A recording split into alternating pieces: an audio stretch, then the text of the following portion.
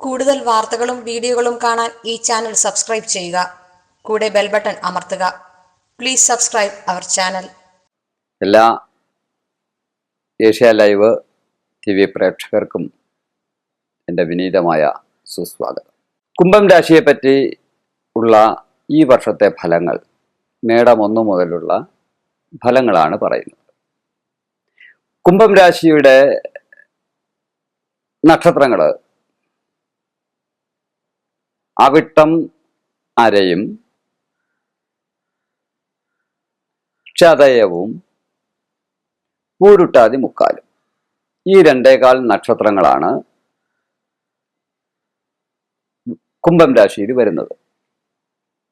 സ്വക്ഷേത്രാധിപൻ ശനിയാണ്. ശനിയുടെ അധിപഗ്രഹങ്ങളാണ് മകരവും കുംഭവും. ഈ നക്ഷത്രക്കാർക്ക് വാശി കൊണ്ട് പല കാര്യങ്ങളും നിറവേറ്റുന്ന നക്ഷത്രക്കാരാണ്.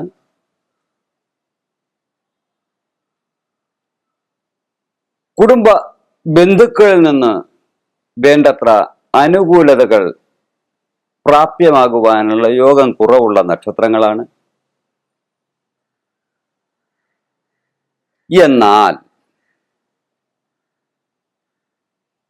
തൊഴിൽപരമായിട്ട് കഴിഞ്ഞ കാലഘട്ടങ്ങൾ അനുകൂലമായിരുന്നില്ല. പുതിയ പുതിയ ആശയങ്ങൾ മനസ്സിൽ ഉണ്ടാവുകയും അത് പൂർണ്ണതയിൽ എത്തിക്കാൻ കഴിയാതെ വരികയും ലക്ഷ്യങ്ങളിലെത്തുമോ എന്ന പ്രയാസകരമായ അവസ്ഥ ഈ നക്ഷത്രക്കാർക്ക് പൊതുവിൽ ഉണ്ടാവുകയും ചെയ്യും. ഈ വർഷം 2 ദിവസം അനുകൂലമെങ്കിൽ അടുത്ത 4 ദിവസം പ്രതികൂലം. ഈ ഒരു അവസ്ഥയിൽ പോകും. അനുകൂല സാഹചര്യങ്ങളിൽ ഈശ്വര പ്രാർത്ഥനകൾ, സാധാരണ ദുഃഖം വരുമ്പോഴാണ് ആളുകൾ കൂടുതലും ദൈവിക വിചാരം ഉണ്ടാകുന്നത്. ഹിന്ദുവിൻ്റെ ധർമ്മമാണ് ക്ഷേത്രത്തിൽ പോകണമെന്നുള്ളത്. ഓരോ മതവിഭാഗത്തിൻ്റെയും ധർമ്മമാണ് വിശ്വാസം എന്നത്. അതാരെയും കാണിക്കുവാൻ വേണ്ടിയോ അല്ലെങ്കിൽ മറ്റുള്ളവർ പറയുന്നത് കേട്ട് ചെയ്യുവാനുള്ളതോ അല്ല. സ്വയം തീരുമാനിച്ച് ആചാരങ്ങളെ അനുഷ്ഠിക്കേണ്ടതാണ്. ഇനി ഈ നക്ഷത്രങ്ങൾ പൊതുവിൽ 11 ശനിയുണ്ട്, വ്യാഴം, ഓരോ ഗ്രഹങ്ങളിലും അവസ്ഥ വെച്ച് പൊതുവിൽ പറഞ്ഞാൽ ഈ വർഷം അനുകൂലത ഉണ്ടാകുവാൻ സാഹചര്യമുണ്ടാകും. എന്നാൽ വർഷത്തിൻ്റെ മേടം, ഇടവം, മിഥുനം മുതലുള്ള കാലങ്ങളും വൃശ്ചികം മുതലുള്ള കാലങ്ങളും 3 മാസം വീതം അത്ര അനുകൂലമായിരിക്കില്ല. വിദ്യാർത്ഥികൾക്ക് മുടങ്ങിക്കിടന്ന വിദ്യാഭ്യാസം വിജയപ്രദമാക്കുവാൻ കഴിയും. അലർജി മൂലമുള്ള അസുഖങ്ങൾ ഉണ്ടാകാം. ഉദര സംബന്ധമായിട്ട് അത്ര അനുകൂല സന്ദർഭങ്ങളല്ല. അതോടൊപ്പം രക്തസംബന്ധമായിട്ട്, അലർജി എന്ന് പറയുമ്പോൾ രക്തസംബന്ധമായിട്ട് ഉള്ള അസുഖങ്ങൾ വർദ്ധിക്കുവാനും കാരണമാകും. തുടർ ട്രീറ്റ്മെന്റുകൾ ഒരു വ്യതിയാനത്തിൽ എത്തിച്ചാൽ കൂടുതൽ അനുകൂലതകൾ പ്രതീക്ഷിക്കാം. പെട്ടെന്ന് രോഗത്തെ ഭേദമാകുവാനുള്ള സാഹചര്യങ്ങൾ വരാം. വാഹനയോഗം കാണുന്നു.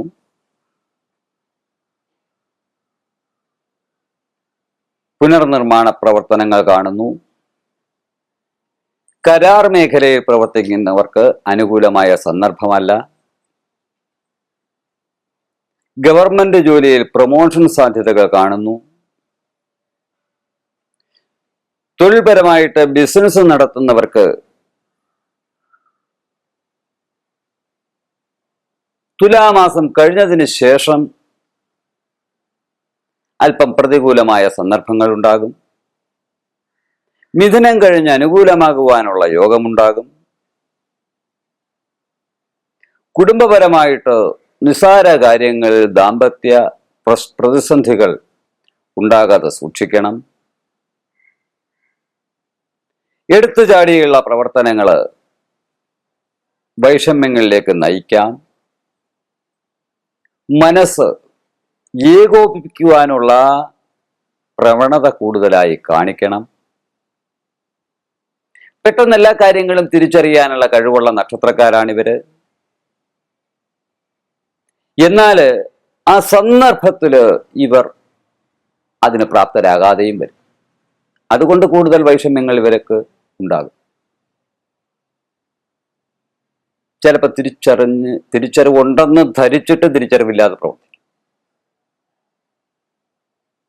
പൊതുവിൽ ഗുണദോഷ സമ്മിശ്രമാണെങ്കിലും ഹിന്ദുമത വിശ്വാസികൾ പ്രത്യേകിച്ച് നവഗ്രഹ പ്രീതി നടത്തുകയും അതിൽ കേതുവിന് അടനിവേദ്യം, പുഷ്പാഞ്ജലി, രാഹുവിന് നൂറും പാലും, തറവാട് സർപ്പക്കാവുകളുണ്ടെങ്കിൽ അവിടെ സർപ്പബലി എന്ന് പറയുമ്പോൾ അഷ്ടനാഗങ്ങൾക്കും അഷ്ടദേവതകൾക്കുമാണ് സർപ്പബലി നടത്തുന്നത്. 16 കളമിട്ട് സർപ്പബലി നടത്തുന്നത് നന്നായിരിക്കും. പിന്നെ പുതിയ ആത്മീയ കാര്യങ്ങൾ കൂടുതൽ തൽപരരായിരിക്കും. ആകയാല് മുടങ്ങിക്കിടന്ന ക്ഷേത്ര പുനരുദ്ധാരണം ഇത്യാദി കാര്യങ്ങൾക്കൊക്കെ ഇവർ ഈ വർഷം യോഗം കാണുന്നു. ക്രിസ്തീയ വിഭാഗങ്ങളുടെ സങ്കീർത്തനങ്ങൾ 18-ാം സങ്കീർത്തനം,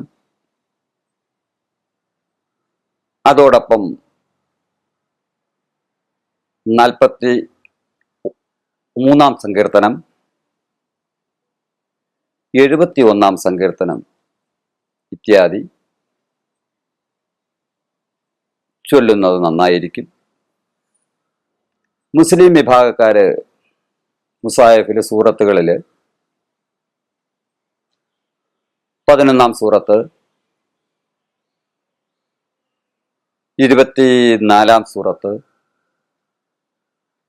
ഇങ്ങനെ ഓരോ ദിക്റുകളും ഇത് ചൊല്ലുന്നത് വളരെ ഉചിതമായിരിക്കും. കൂടാതെ പൊതുവിൽ കഷ്ടിച്ച് പകുതി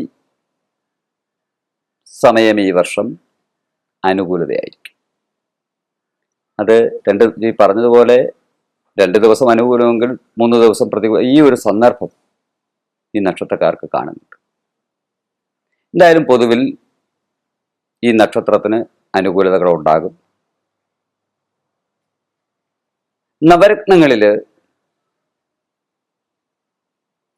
പ്രത്യേകിച്ച് രാശിഭാവ ഫലങ്ങൾ വെച്ച് ചിന്തിക്കുമ്പോൾ വൈഢൂര്യം ധരിക്കുന്നത്, ചൂണ്ടുവിരൽ വൈഢൂര്യം ധരിക്കുന്നത് നന്നായിരിക്കും. ഇതാണ് പൊതുവിൽ കാണുന്നത്. ഛന്ദസ് തൊട്ട് പ്രാണപ്രതിഷ്ഠ നടത്തി പീഠപൂജ, മൂർത്തിപൂജ, പ്രസന്നപൂജ ഇവകൾ ചെയ്ത്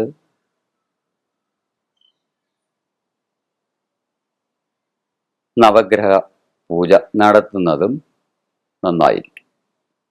കൂടാതെ സുബ്രഹ്മണ്യ സ്വാമിക്ക് പുഷ്പാഞ്ജലി, സപ്തശുദ്ധി മന്ത്രം ജപിച്ച് പുഷ്പാഞ്ജലി പ്രാണാപാന വ്യാനോദാന സമാനാമേ ശുദ്ധ്യന്താം ജ്യോതിരകം വിരജ വിപാത്മ ഭൂയാസാം സ്വാഹ വാഗ്മനശ്രോത്രാണ്. അത് ഓരോന്നിനെയും ശുദ്ധീകരിക്കുന്നതാണ്. പ്രാണാപാൻ വ്യാൻ ഉദാന സമാൻ, ഇങ്ങനെ പഞ്ചപ്രാണന്, പിന്നെ വാക്ക്, മനസ്സ്, ചക്ഷുസ്, ശ്രോത്രം, ഘ്രാണം, ഇതിൻ്റെ ആ ശുദ്ധി, ഇതാണ് യഥാർത്ഥ ശുദ്ധി. അങ്ങനെ ആ സപ്തശുദ്ധി മന്ത്രം ജപിച്ച് പുഷ്പാഞ്ജലി നന്നായിരിക്കും. അതോടൊപ്പം ഭാഗ്യസൂക്ത പുഷ്പാഞ്ജലിയും നന്നായിരിക്കും. ഇതാണ് പൊതുവിൽ ഈ കൂറുകാർക്ക് പറയാനുള്ളത്. കൂടുതൽ വാർത്തകളും വീഡിയോകളും കാണാൻ ഈ ചാനൽ സബ്സ്ക്രൈബ് ചെയ്യുക. കൂടെ ബെൽ ബട്ടൺ അമർത്തുക. Please subscribe our channel.